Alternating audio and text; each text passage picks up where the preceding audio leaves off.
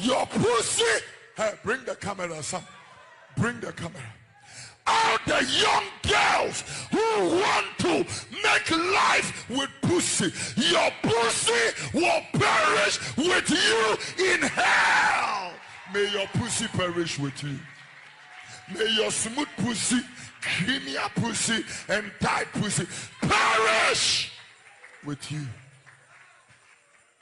Say a good.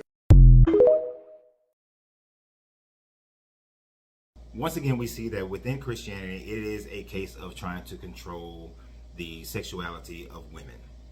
This patriarchal religion, in its format, has always tried to use the sexuality of women as something in order to control them and control their own bloodline and birth rates. Women has always been viewed as property within this Bible.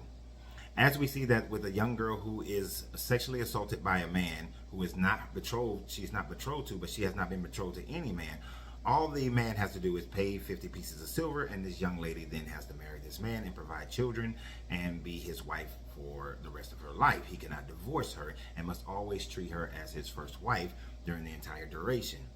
As we see that when Dinah was assaulted by another man and then the man wanted to become the wife, the brothers Perez and I forget the other brother decided that they was going to trick those men into having a circumcision, and then after the circumcision, these men then proceeded to go and genocide the entire town while they were in recovery, therefore killing all the people for the transgressions of one man, because now their sister was deemed to be worthless.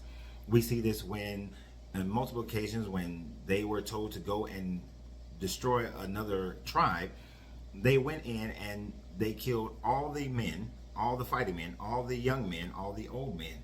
Then they killed all the women who have known a man and only kept the young women who were virgins as their wives. This would mean any young girl from birth until whenever she would have been married off. So we're looking at in around between 12 to 14 years old.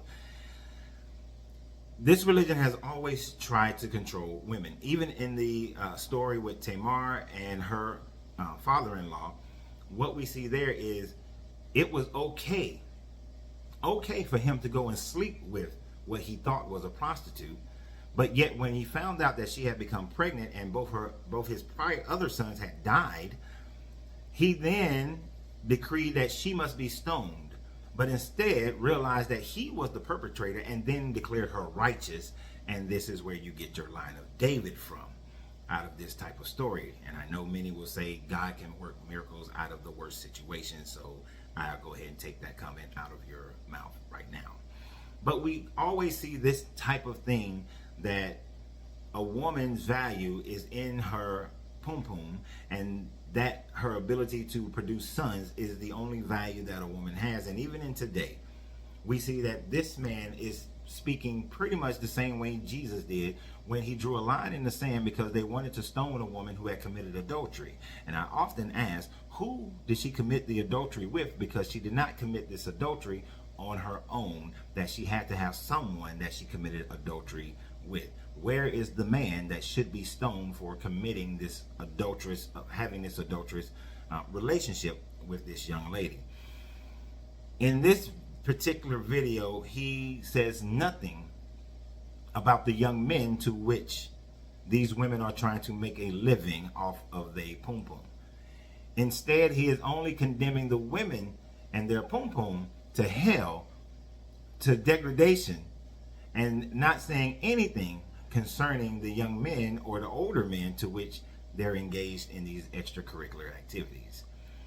Ladies, wake up. This Bible was not written for you. This was written during a culture and a time frame where you had absolutely no rights whatsoever. You could not own land. You could not gain inheritance. Your only value, according to this book, is serving a man and having babies by a man.